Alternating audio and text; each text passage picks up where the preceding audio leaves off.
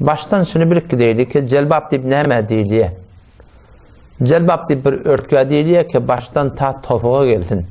Hemşiren ki bizim kadim ulamalar, denanalarına, şu zamanın malahim baştaki insanlarına çeşev giydirmeklik varahim denalarına Müslüman doğrulam desur verdi. Hemşiren ki şahigat nerekem muarifil Kur'an'na Mufti Şefii rahmetullahi aleyh cildi yazda Sefeyi 779'na derece dobum hicab baborga edip şunu açıklayıptır ki borga ya çadır bozurgi eser ta puşide ve birun ayettir. Yani denani her vakti ki taşıyı çıkma olsa derme vaga zaruret vakti ki zen biray birun rafta mecbur gelir. Bir zaruret bir denada hiç çıkma olya angah destur az ki borga ya çadır bozurgi eser ta pa puşide ve birun ayet ki azan hiç kısmeti beden zahir ne geldi. Şeyde bir örtüp çıkmalı ki şonun başından ta ayağına gelince şon hiçbir yerine metin belli bolmasın deyiptir. Odam toram ayet Kur'an'ını gurun etiye ki şu gurun nereden çıktı? Şu param celbab giymeklik o celbabında var ahim üstüne yüzünde var ahim şöyle örtmeklik bunu Allah Tebarek ve Teala'nın Sure-i Ahzab ayet 50'dan şu gurrunu Mufti Şefii rahmetullahi aleyh müfessirlerin ayetine öyle sabit etti. Euzu billahi mineşşeytanirracim.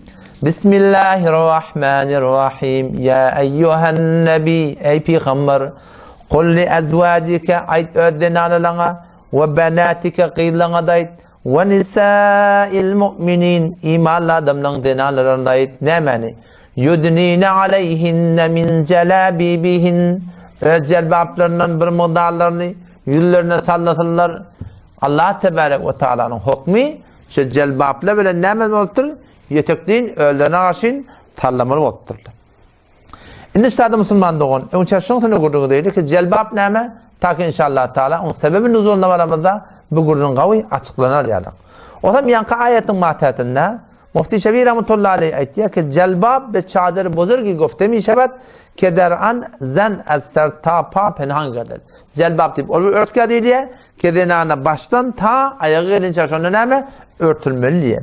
O hem işte İbn-i Cerir rahmetullahi aleyh'den ulukan ulamalardan işte var ahim.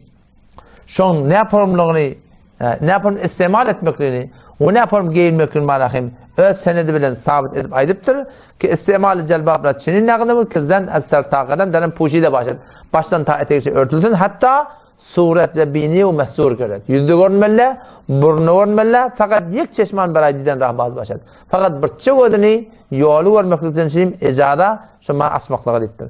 Derince hedef fakat neşandadan ilmi olacak. Yani şu ayette şuna içecek oluyor ki her gah zen beraber zarureti beray birun efnet kanı mecbur gerder.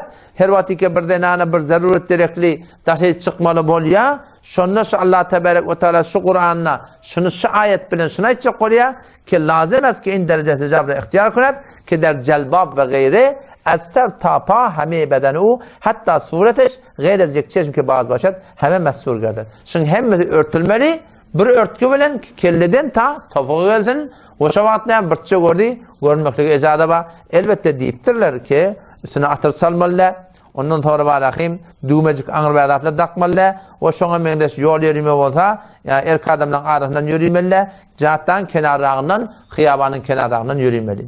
Toramda Sefeyi divisinde şu cildi yazıhına itiye celabib cem-i celbabes ki be çadırı bulend goftemi şebet derbare heyetan çadır az Hazreti İbn Mesud merviyet çadırı az ki ruye çadırı küçük puşi demiş şebet.